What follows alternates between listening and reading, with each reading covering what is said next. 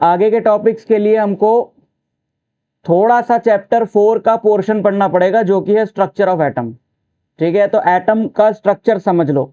हम लोग कह रहे हैं everything is made up of atoms, तो किसी भी चीज में, चाहे वो लिविंग हो चाहे नॉन लिविंग हो, जो एटम्स हैं उन एटम्स के अंदर क्या होता है ये हम देखने जा रहे हैं। ठीक है, तो हमको सबसे पहले समझना पड़ेगा स्ट्रक्चर ऑफ एटम। तो हमको अगले चैप्टर का नाम ही स्ट्रक्चर ऑफ एटम है। डिटेल में तो हम उस टाइम पढ़ेंगे, लेकिन इस चैप्टर में उसके जिस पोर्शन की जरूरत है वो हम डिस्कस करते हैं। एटम का स्ट्रक्चर कुछ ऐसा है, अगर हम एटम को मान लें एक स्फेरिकल एंटिटी, स्फेरिकल समझते हो, बॉल जैसा, 3D सर्कल, तो हम इसको मान लें अगर एक स्फेरिकल चीज, तो एटम का स्ट्रक्चर कुछ ऐसा होता है कि एटम के सेंटर में, एटम में 3 तरह के पार्टिकल्स होते हैं। मैंने बोला ना उस दिन, मैंने तुमको पिछले टॉपिक में डाल्टन्स एटॉमिक थ्योरी पढ़ाई। डाल्टन्स एटॉमिक थ्योरी में मैंने बोला कि इसके मोस्ट ऑफ द पोस्टुलेट्स आज की डेट में क्या हैं, गलत हैं। उसमें एक इंपॉर्टेंट पोस्टुलेट था कि एटम्स आर इनडिविजिबल, लेकिन फैक्ट यह है कि एटम्स इनडिविजिबल नहीं होते। Atoms can be further divided into smaller particles. Atom indivisible होते थे, ये पुराने जमाने में लोग सोचते थे डाल्टन के टाइम पे, लेकिन आज की डेट में हम एटम को डिवाइड कर चुके हैं। तो हमें ये पता होना चाहिए कि एटम अगर डिवाइड किया जाता है तो कौन कौन से पार्टिकल्स बनते हैं। नहीं, 3 पार्टिकल्स होते हैं, प्रोटॉन,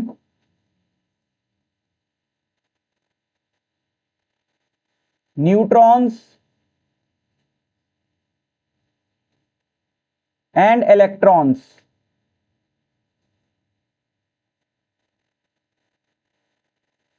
ठीक है, तीन पार्टिकल्स नहीं, 3 तरह के पार्टिकल्स, ऐसे काउंट करके नहीं कि एक ही है एक ही है एक ही है, नहीं, 3 तरह के पार्टिकल्स होते हैं। बहुत सारे पार्टिकल्स होते हैं एटम के अंदर, उनमें से कुछ इलेक्ट्रॉन्स होते हैं, कुछ प्रोटॉन्स होते हैं और कुछ न्यूट्रॉन्स होते हैं। अब हमने कौन से पार्टिकल्स कितने होते हैं ये समझना है, और कौन से पार्टिकल्स कहां पे होते हैं ये समझना है। ध्यान से सुनना। एटम को ना, पूरे एटम को तुम कंपेयर करो सोलर सिस्टम से। सोलर सिस्टम के बारे में जानते हो?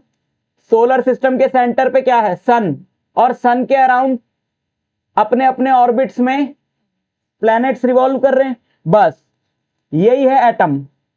एटम के सेंटर में एक एंटिटी है एटम के सेंटर में एक एंटिटी है जिसे बोला जाता है न्यूक्लियस। जैसे सेल का न्यूक्लियस होता है ना, सेल के न्यूक्लियस से ही वो टर्म आई। जब एटम डिस्कवर किया रदरफोर्ड ने, तो उसने सेंटर वाली चीज को न्यूक्लियस नाम इसीलिए दिया क्योंकि बायोलॉजी में जो सेल पढ़ते आ रहे थे उसके भी सेंटर वाली चीज का नाम क्या था, न्यूक्लियस। समझे? तो उसने इसको भी क्या नाम दिया, न्यूक्लियस। इसके सेंटर में एक, ध्यान से सुनना, ध्यान से, गलती करोगे पक्का। ये जो 2 पार्टिकल्स हैं, 2 पार्टिकल्स नहीं, 2 तरह के पार्टिकल्स हैं, प्रोटॉन्स और न्यूट्रॉन्स, इनका ना एक ग्रुप है।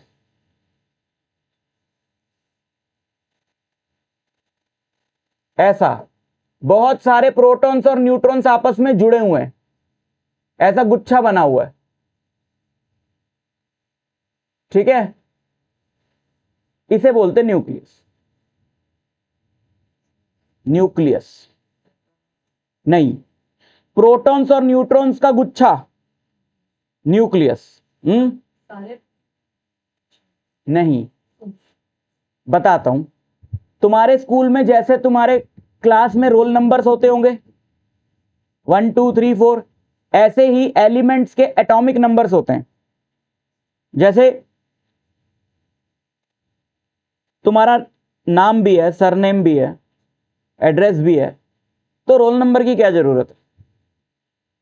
रोल नंबर की क्या जरूरत है? रोल नंबर रखते क्यों है? पेशेंट आईडी होता है हॉस्पिटल में, है ना, ऑफिस में एम्प्लॉय आईडी होता है, तो ऐसी चीजों की जरूरत क्या होती है, क्योंकि हाँ, क्योंकि सिंपलर भी हो जाए और यूनिक भी हो जाए, ये बड़ी इंपॉर्टेंट है बात। क्योंकि दो लोगों के नाम सेम हो सकते हैं, दो लोगों के एड्रेस भी सेम हो सकते हैं, दो लोगों का कॉन्टैक्ट नंबर भी सेम हो सकता है, एक ही घर से हो तो, लेकिन अगर हम उनको अपनी तरफ से कोई यूनिक नंबर प्रोवाइड कर दे तो वो दो लोगों का सेम नहीं हो सकता।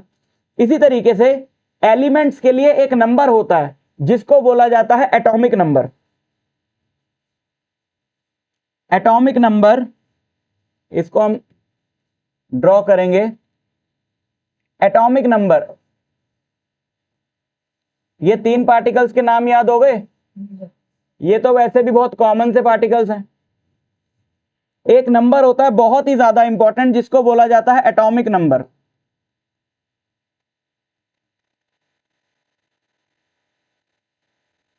जिसका सिंबल होता है Z। Atomic number is number of protons in the nucleus of an atom. हम कह रहे हैं ना कि न्यूक्लियस में, एटम के न्यूक्लियस में क्या होता है, न्यूक्लियस जो है वो किससे बना, प्रोटॉन्स और न्यूट्रॉन्स के ग्रुप से। लेकिन जितने भी एलिमेंट्स हैं, मैंने बताया लगभग 120 के करीब एलिमेंट्स हैं। अब सवाल है कि सब में प्रोटॉन्स कितने हैं, न्यूट्रॉन्स कितने हैं, सेम होते हैं या अलग होते हैं। तो याद रखो, किसी भी एलिमेंट में कितने प्रोटॉन्स होते हैं, किसी भी एलिमेंट के एटम के न्यूक्लियस में कितने प्रोटॉन्स होते हैं, उस वैल्यू को उसका एटॉमिक नंबर बोला जाता है। समझ में आया? किसी भी एलिमेंट के एटम के न्यूक्लियस में जितने प्रोटॉन्स होते हैं उस वैल्यू को उसका क्या बोला जाता है, एटॉमिक नंबर। और ये एटॉमिक नंबर एलिमेंट्स के लिए बिल्कुल यूनिक है। जैसे कि तुम्हारे रोल नंबर होते हैं वैसे ही एलिमेंट्स के एटॉमिक नंबर होते हैं। कोई भी दो एलिमेंट्स का एटॉमिक नंबर सेम नहीं होता। स्टार्टिंग विद हाइड्रोजन जिसका एटॉमिक नंबर है 1, यानी उसमें सिर्फ एक प्रोटॉन है। Hydrogen, helium, lithium, beryllium, boron, तुमको ऑर्डर में लर्न करने, ठीक है? समझे? समझो बात को, समझो। हाँ, मतलब ज्यादा होने में बताता हूं, अभी तो शुरू किया हमने। अगर मैं हाइड्रोजन की बात करूं, सबसे पहले अगर मैं हाइड्रोजन की बात करूं तो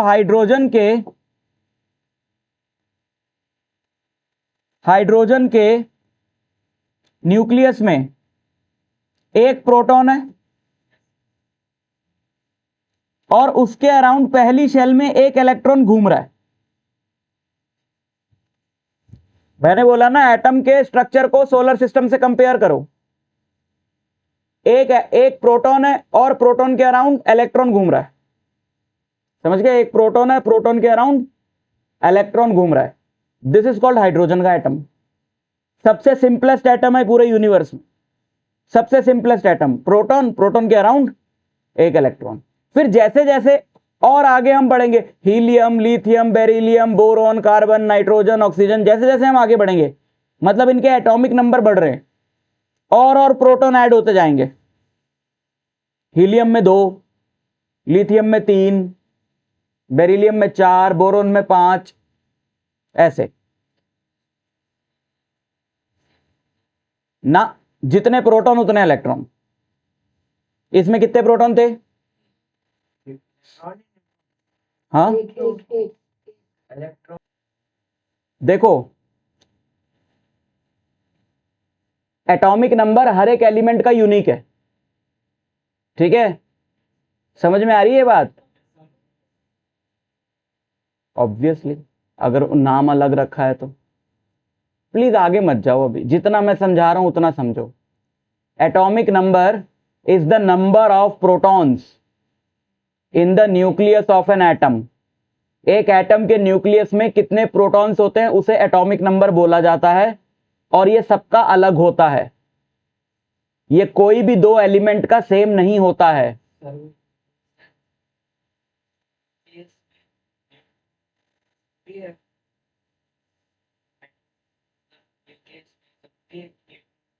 अभी बता रहा हूं ना, यही सब तो बता रहा हूं। तो एटॉमिक नंबर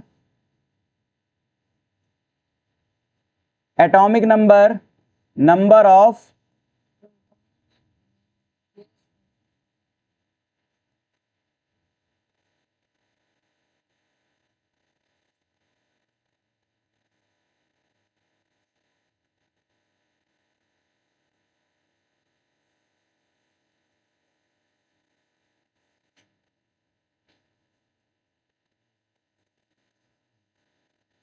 और मास नंबर क्या होता है। पहले एटॉमिक नंबर और मास नंबर दोनों समझ लो, फिर नंबर ऑफ प्रोटॉन वगैरह की बात समझ में आ जाएगी। एटॉमिक नंबर का सिंबल होता है Z, मास नंबर का सिंबल होता है A। मास नंबर होता है number of protons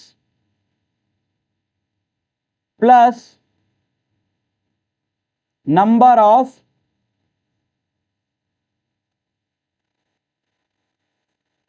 neutrons. Number of protons plus number of neutrons, यानी कि नंबर ऑफ प्रोटॉन्स तो हो गए Z, atomic number of protons हो गए Z, और नंबर ऑफ न्यूट्रॉन्स को कैपिटल N से डिनोट कर लो, तो ये हो जाएगा मेरा मास नंबर A। तो एक फॉर्मूला बन जाता है हमारा यहां पे A equal to Z plus N। हाँ हाँ,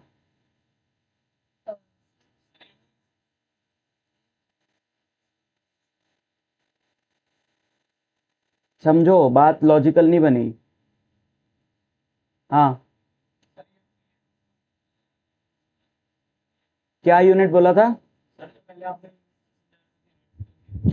हाँ हाँ हाँ हाँ हाँ हाँ, वही है। अब हम उसको डिटेल में डिस्कस कर रहे हैं, बताता हूं, अभी नॉट इंपॉर्टेंट। देखो ध्यान से देखो, ध्यान से देखो। तुमने जैसे जैसे तुमने पूछा कनक, तुमने क्वेश्चन पूछा कि क्या पूछा तुमने कि न्यूक्लियस के प्रोटॉन्स होते हैं।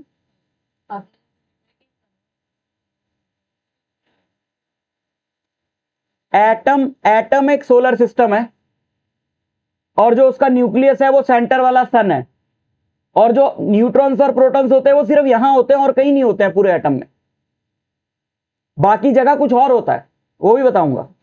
लेकिन न्यूक्लियस जो प्रोटॉन्स और न्यूट्रॉन्स हैं वो सिर्फ कहां होते हैं, न्यूक्लियस में। Number of protons in nucleus of an atom लिखो ना लिखो, ऑब्वियसली वो होते ही न्यूक्लियस में। और हमें ऐसा भी नहीं बोलना चाहिए कि प्रोटॉन्स और न्यूट्रॉन्स न्यूक्लियस में होते हैं, ऐसा लगेगा, नहीं तो ऐसी फील आएगी कि न्यूक्लियस कोई चीज होती है और उसके अंदर प्रोटॉन और न्यूट्रॉन होते हैं। प्रोटॉन और न्यूट्रॉन से मिलके जो चीज बनती है उसी को न्यूक्लियस बोलते हैं, ठीक है। और जो अगर सबसे पहले एलिमेंट की बात करें, जैसे हाइड्रोजन है, हाइड्रोजन जो है सबसे पहला एलिमेंट है, तो इसका मतलब ये है, ये जो पहला दूसरा तीसरा जो हमने ऑर्डर में लगाए हुए हैं ना एलिमेंट्स, वो हमने लगाए हैं नंबर ऑफ प्रोटॉन्स के बेसिस पे। हाइड्रोजन मतलब उसका एटॉमिक नंबर कितना है, 1, यानी कि उसके न्यूक्लियस को अगर हम देखें तो हाइड्रोजन का न्यूक्लियस मतलब बस एक प्रोटॉन, हाइड्रोजन का न्यूक्लियस यानी कि बस एक प्रोटॉन, और न्यूट्रॉन है नहीं, इसमें न्यूट्रॉन नहीं है, हाइड्रोजन में न्यूट्रॉन नहीं है, तो इसका एटॉमिक नंबर भी 1 है और इसका मास नंबर भी 1 है। मास नंबर क्या है, number of protons plus number of neutrons, neutron है नहीं इसमें, तो मास नंबर भी क्या हुआ, 1। तो ये है इसका न्यूक्लियस जो कि है एक सिंगल प्रोटॉन, और इसके अराउंड क्या रिवॉल्व कर रहा है, इलेक्ट्रॉन। तो अब ध्यान से सुनो, हमने बोला 3 पार्टिकल होते हैं, प्रोटॉन न्यूट्रॉन और इलेक्ट्रॉन्स। प्रोटॉन्स और न्यूट्रॉन्स की तो हमें पोजीशन पता चल गई कि वो सेंटर में एक न्यूक्लियस बना रखे हैं, टाइटली पैक्ड हैं, बहुत टाइटली पैक्ड, ऐसे जुड़े हुए हैं कस के एक दूसरे से। तो वो है प्रोटॉन्स और न्यूट्रॉन्स की पोजीशन। अब बचे क्या? इलेक्ट्रॉन्स। इलेक्ट्रॉन्स अब सोलर सिस्टम से कंपेयर करो कि जो प्रोटॉन्स और न्यूट्रॉन्स हैं वो तो हो गया सन, न्यूक्लियस, और उसके अराउंड जो प्लैनेट्स रिवॉल्व कर रहे हैं वो हो गए इलेक्ट्रॉन्स। ऐसे सेंटर में न्यूक्लियस होता और इसके अराउंड ऐसे इलेक्ट्रॉन्स रिवॉल्व कर रहे होते। समझ में आया? अब फटाफट से एक बहुत लॉजिकल बात सुन लो कि जब हम एटम के मास की बात करते हैं, मास नंबर मतलब ऐसे पार्टिकल्स का नंबर जिनकी वजह से मास है, ऐसे पार्टिकल्स का नंबर जिनकी वजह से मास है, उसको क्या बोलते हैं? Mass number. हाँ, तो हमने जब मास नंबर निकाला तो हमने सिर्फ किसको काउंट किया? प्रोटॉन्स और न्यूट्रॉन्स को। तो अब एटम के अंदर तो इलेक्ट्रॉन्स भी हैं, तो हमने इलेक्ट्रॉन्स को क्यों नहीं काउंट किया? क्योंकि इलेक्ट्रॉन्स का मास बहुत कम होता है प्रोटॉन्स और न्यूट्रॉन्स के मुकाबले, लगभग 2000 टाइम्स, 2000 टाइम्स कम होता है। प्रोटॉन और न्यूट्रॉन का मास ऑलमोस्ट बराबर होता है और इलेक्ट्रॉन का मास प्रोटॉन और न्यूट्रॉन के मास से 2000 टाइम्स कम होता है। समझ में आई बात? इसलिए काउंट करने की जरूरत नहीं है। जैसे यहां पर एक बहुत बड़ा भारी बक्सा रखा है, उस बक्से के ऊपर एक टिश्यू पेपर रख दिया, तो कोई फर्क पड़ा वेट में? कोई फर्क नहीं पड़ा। तो हम फिर टिश्यू पेपर को काउंट क्यों करें? यही हाल है यहां पर भी। As compare to electrons, protons और न्यूट्रॉन्स बहुत मैसिव है। तो फिर जब हम एटम का मास निकालते हैं ना, तो हम इलेक्ट्रॉन्स के मास को इग्नोर कर देते। समझ में आया? और एक और अगले हम अगर एलिमेंट पे चलें तो जिसका एटॉमिक नंबर होता है 2, उसको क्या बोला जाता है? हीलियम। हीलियम का सिंबल होता है He। हाइड्रोजन का सिंबल होता है कैपिटल H। हीलियम का एटॉमिक नंबर है 2 और मास नंबर है 4। तो जल्दी से बताओ इसमें कितने प्रोटॉन्स और कितने न्यूट्रॉन्स हुए? 2 न्यूट्रॉन और 2 प्रोटॉन। ठीक है, तो हीलियम से स्टार्ट होते हैं न्यूट्रॉन्स, हाइड्रोजन में न्यूट्रॉन नहीं होता। हाँ,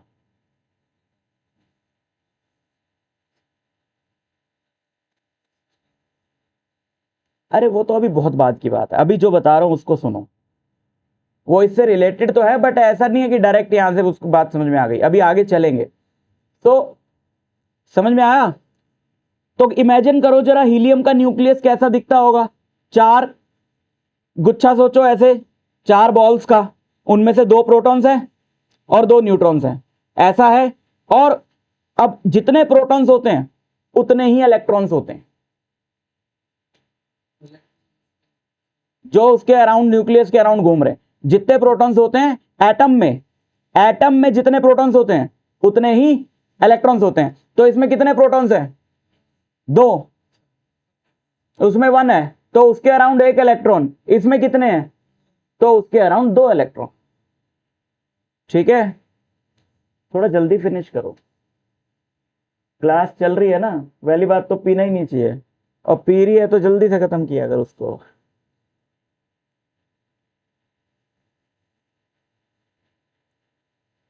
इन एन एटम,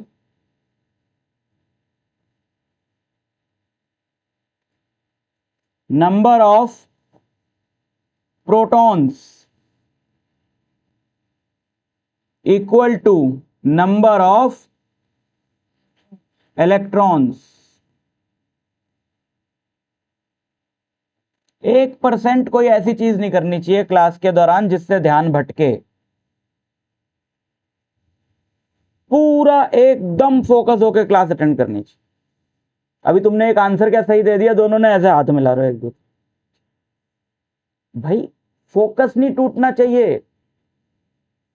ये तुम्हारे बेसिक्स चल रहे हैं केमिस्ट्री के, और आई एम श्योर ये इतना डेप्थ में समझाने के बाद भी अगले हफ्ते किसी को नहीं पता होगा इसमें से कुछ। मैं मोशन का जो टेस्ट लिया ना तुम्हारा, बस वहां पे मैं फेल हो गया हूं। मेरा होप तोड़ दिया तुम। एनसीईआरटी क्वेश्चन गलत कर दिए।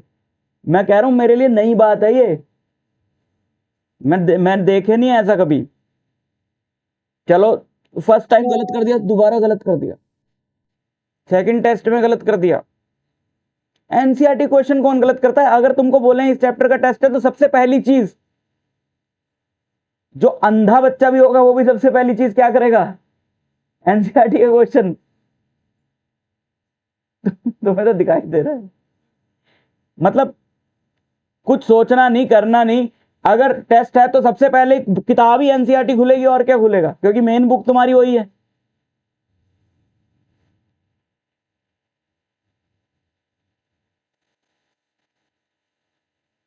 तो लॉजिकली सारी चीजें समझो, मैं बार बार कहता हूं। अब चलते हैं तीसरे एलिमेंट पे। तीसरे एलिमेंट का नाम होता है लिथियम। लिथियम का एटॉमिक नंबर क्या है? 3 और मास नंबर है 6। तो बताओ इसमें कितने प्रोटॉन्स कितने न्यूट्रॉन्स? 3 proton 3 neutron. अब कहीं से अभी अभी तुम ये रटने मत बैठ जाना कि जितने प्रोटॉन्स हैं उसका डबल कर दो। ये शुरू शुरू में ही होता है। शुरू शुरू में जो है ना, जैसे अगला मैं बताऊं बेरिलियम। बेरिलियम का atomic number 4 mass number 8। Boron का atomic number 5 mass number 10। Carbon का atomic number 6 mass number 12। Nitrogen है उसके आगे एटॉमिक नंबर 7 मास नंबर 14। उसके आगे ऑक्सीजन है एटॉमिक नंबर 8 मास नंबर 16। तो स्टार्टिंग के एलिमेंट्स को देख के बच्चों को लगता है कि वो एक रूल ही पकड़ लेते हैं कि एटॉमिक नंबर का डबल कर दो मास नंबर होता है। ये सिर्फ स्टार्टिंग के 8-10 एलिमेंट्स के लिए होता है, सबके लिए नहीं होता है। समझ में आया? हाँ, जैसे सोडियम का एटॉमिक नंबर है 11 बट मास नंबर 22 नहीं है, 23 है। 12 न्यूट्रॉन्स हुए, वेरी गुड, 12 न्यूट्रॉन्स हुए। और एल्यूमिनियम का एटॉमिक नंबर है 13, मास नंबर है 27। तो 13 प्रोटॉन्स हुए और 14 न्यूट्रॉन्स हुए। तो तुम्हें इमेजिन करना है कि अच्छा 13 प्रोटॉन्स हुए, 14 न्यूट्रॉन्स हुए, तो इसका न्यूक्लियस कैसा दिखेगा, वो गुच्छा, वो ग्रुप इमेजिन करो अपने दिमाग में। और अगर उसमें 13 प्रोटॉन्स हैं तो इलेक्ट्रॉन्स भी कितने हैं? 13। 13 इलेक्ट्रॉन उसके अराउंड रिवॉल्व कर रहे हैं। लेकिन हम बार बार एटम के स्ट्रक्चर को सोलर सिस्टम से कंपेयर कर रहे हैं। मतलब कि जैसे सोलर सिस्टम में सारे प्लैनेट्स एक ही ऑर्बिट में नहीं घूमते, वैसे ही एटम में भी सारे इलेक्ट्रॉन्स एक ही ऑर्बिट में नहीं होते। तो ऑर्बिट्स नहीं बोलते हैं, यहां पे शेल्स बोलते हैं। शेल्स बोलते हैं, शेल्स। मैंने कहा आगे की नॉलेज अभी के लिए साइड में रख दो, नहीं तो मिक्सअप हो जाएगा सब कुछ। क्या बोलते हैं? शेल्स। तो अब हमें यह सीखना है कि जो इलेक्ट्रॉन्स है वो कैसे अरेंज्ड होते हैं। वो कैसे अरेंज्ड होते हैं, पहली शेल में कितने होते हैं, दूसरी शेल में कितने होते हैं। तो उसके लिए एक जनरल फॉर्मूला है, number of electrons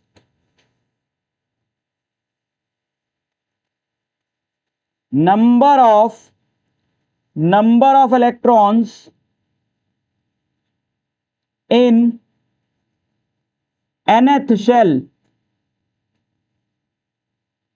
number of electrons in nth shell होते हैं 2n²। For example nth shell मतलब n को डाला 1, कि हम ये चेक करना चाहते हैं कि फर्स्ट शेल में कितने इलेक्ट्रॉन्स होंगे, तो n को डाल दिया 1। ठीक है, इसकी जरूरत नहीं है, इसको हटा देते हैं हम अभी।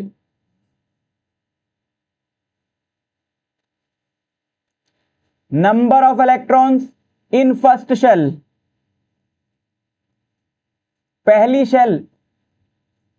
जैसे पहली शेल में मरकरी रिवॉल्व कर रहा है ना सोलर सिस्टम में, ऐसे ही हम देखते हैं कि जो फर्स्ट शेल है तो n को डाल दो 1, उसमें कितने इलेक्ट्रॉन्स हुए? 2 इलेक्ट्रॉन्स। ठीक है, फिर अगर तीसरा इलेक्ट्रॉन होगा तो वो फिर पहली शेल में नहीं आ सकता, फिर वो दूसरी में चला जाएगा। जैसे हाइड्रोजन में कितने इलेक्ट्रॉन्स है? 1, तो वो फर्स्ट शेल में। हीलियम में कितने इलेक्ट्रॉन्स है? वो दोनों फर्स्ट शेल में है। लेकिन लिथियम में कितने इलेक्ट्रॉन्स है? 3। उसमें से 2 पहली शेल में है और तीसरा दूसरी शेल में चला जाएगा। हाँ, जब तुम्हें फॉर्मूला बताया तो तुम खुद भी तो अपना कुछ लॉजिक लगाओ। दूसरी शेल में कितने इलेक्ट्रॉन्स है, वहां n को 2 डालोगे ना। अब इन सेकंड शेल अगर हर शेल में 2 ही होते तो हम फॉर्मूला क्यों बनाते? हम बोलते कि भाई हर शेल में 2 इलेक्ट्रॉन्स होते हैं, याद रखो। 8। दूसरी शेल में कितने होंगे? 8। यानी पहली में 2 और दूसरी में 8। 2 और 8 कितने हो गए? 10। तो 10 एटॉमिक नंबर तक का जो एलिमेंट है उसके जो इलेक्ट्रॉन्स होंगे वो सेकंड शेल तक ही होंगे। जैसे लिथियम में 3 है तो 2 और 1। बेरिलियम में 4 है, फर्स्ट शेल में 2 फिर 2। बोरॉन में 5 है, फर्स्ट शेल में 2 यहां 3। Carbon 2 4, nitrogen 2 5, oxygen 2 6, fluorine 2 7, neon 2 8। अब आ गया सोडियम। अब दूसरी शेल तो भर गई, 2 8 1। तो अब आ जाएगा तीसरे शेल। तीसरे शेल में कितने इलेक्ट्रॉन्स हुए? 18।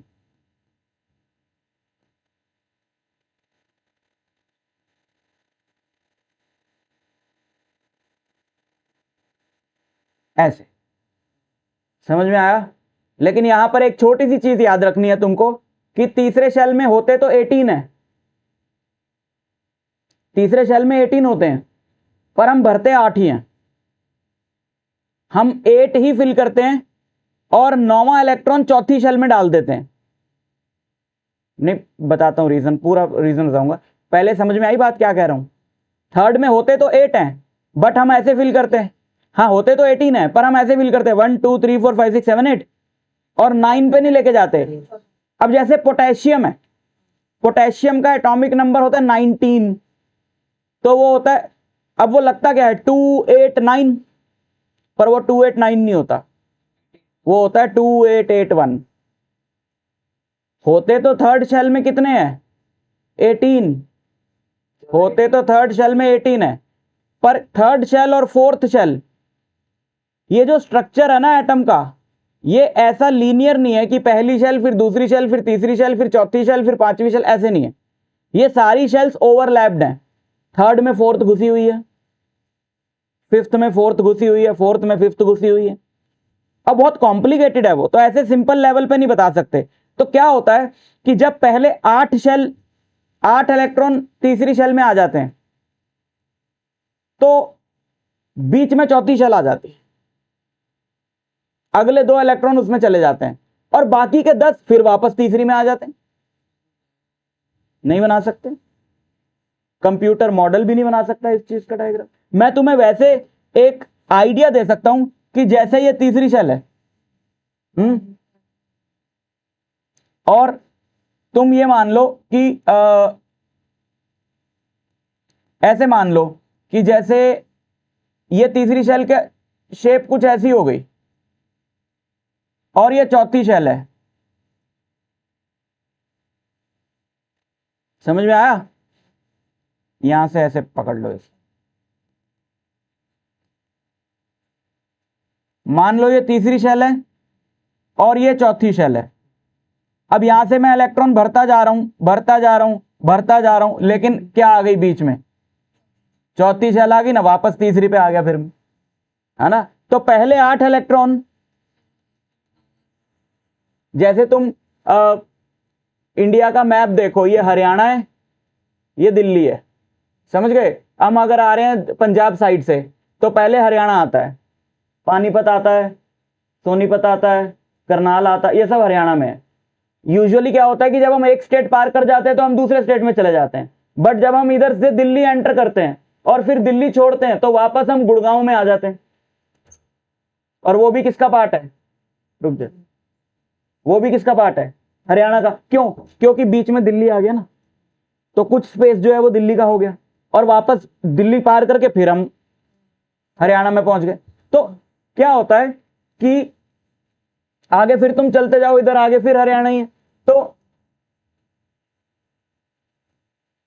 वेट वेट, आ जाएंगे, बाहर वेट कर लेंगे। आप अपने टॉपिक पे फोकस करो कि तुम्हारा अभी कितना हुआ है कितना नहीं हुआ। वो मेरी प्रॉब्लम है और उनकी प्रॉब्लम है, वो चाहे मैं उनको आधा घंटा खड़े रखूं बाहर, तुम पहले टॉपिक तो खत्म करने दो, अभी बचा है।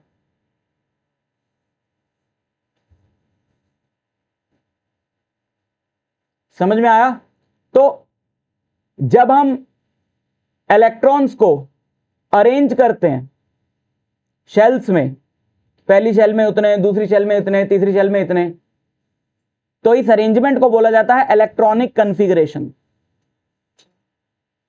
Electronic configuration. जब हम अभी तुमको बता रहा हूं ना कि जैसे मान लो सोडियम है तो 281, पोटेशियम है 2881।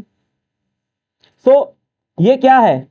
ये है इलेक्ट्रॉनिक कन्फिगरेशन कि इलेक्ट्रॉन्स किस शेल में कितने इलेक्ट्रॉन्स हैं। जब तुम ये चीज बताते हो तो इसे क्या बोला जाता है? Electronic configuration. ये है सोडियम की इलेक्ट्रॉनिक कन्फिगरेशन, ये है पोटेशियम की इलेक्ट्रॉनिक कन्फिगरेशन। सेल को डिवाइड करने के बाद डिवाइड नहीं किया हम, सेल के अलग अलग 881 अगर मैंने ऐड से आधे एक अरे अगर मैं तेरे से बोलूं कि सोडियम की इलेक्ट्रॉनिक कन्फिगरेशन बताओ, तू बोलेगा सर पहली शेल में 2 इलेक्ट्रॉन्स हैं, दूसरी में 8 है, तीसरी में 1 है। तो ये जो तू बता रहा है मुझे, ये क्या है? Electronic configuration. How electrons are arranged in different shells in an atom, that is electronic configuration. समझ में आया?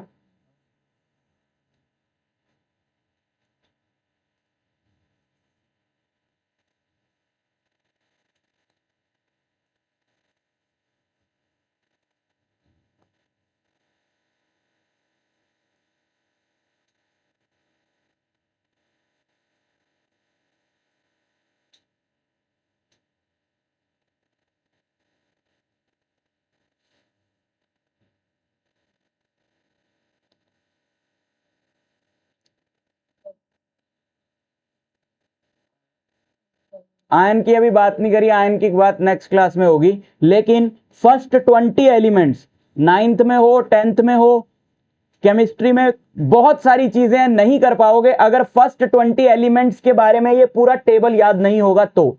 बट अभी मैं तुमको पूरे टेबल की बात नहीं कर रहा हूं, आखिरी के 2 कॉलम्स को छोड़ दो, हम बात करेंगे फर्स्ट 4 कॉलम्स की। Now elements are arranged according to their atomic numbers. पहले 20 एलिमेंट हैं ये, इसको तुम्हें पूरी तरह से रट लेना है।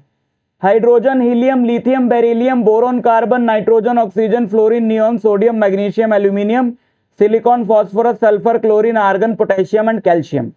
ये हैं इनके सिंबल्स, ये हैं इनके एटॉमिक नंबर्स, और एटॉमिक नंबर के बेसिस पे ये हैं इनकी इलेक्ट्रॉनिक कन्फिगरेशन। इसमें 1 है, 2 है, लेकिन इसमें तीसरा इलेक्ट्रॉन आ गया ना, तो वो किस में चला गया? थर्ड शेल में। 2 1 2 2 2 3 2 4 2 5 2 6 2 7 2 8। अब दूसरी शेल फिल हो गई। अब जो तीसरा इलेक्ट्रॉन आएगा, वो अगला इलेक्ट्रॉन जो आएगा, सॉरी, वो थर्ड शेल में जाएगा। अब थर्ड शेल फिल हो रही है 1 2 3 4 5 6 7 8 तक। और फिर थर्ड शेल में 18 इलेक्ट्रॉन हो सकते हैं, बट मैंने बोला 8 फिल करके फिर अगले 2 इलेक्ट्रॉन जो है वो इसमें चले जाएंगे। तो छोटी क्लासेस में क्या होता है, सिर्फ 20 तक ही इलेक्ट्रॉनिक कन्फिगरेशन सिखाई जाती है, क्योंकि सोचो अगला इलेक्ट्रॉन वापस थर्ड में आएगा। यही बताया ना मैंने कि 2 इलेक्ट्रॉन फोर्थ में चले जाते हैं और फिर आगे फिर थर्ड में होने शुरू हो जाते हैं। तो फिर ये थर्ड में आएगा तो जो तुम लिखोगे 2 8 9 और अजीब लगेगा। तो यहीं तक इलेक्ट्रॉनिक कन्फिगरेशन सिखाई जाती है, फर्स्ट 20 एलिमेंट्स तक। क्योंकि इलेक्ट्रॉनिक कन्फिगरेशन को करने का एक और तरीका होता है जो तुम्हें क्लास 11th में सिखाया जाएगा। उस तरीके से सारे एलिमेंट्स की इलेक्ट्रॉनिक कन्फिगरेशन की जा सकती है, बट अभी हमको सिर्फ यही वाली यहां तक सीखना है। ठीक है, नेक्स्ट क्लास में जब तुम आओगे तो तुम ये टेबल लर्न करके आओगे। हाँ, क्यों नहीं करेंगे बताओ? ये फर्स्ट 4 कॉलम सुनूंगा मैं, ये टेबल तुमसे, ठीक है।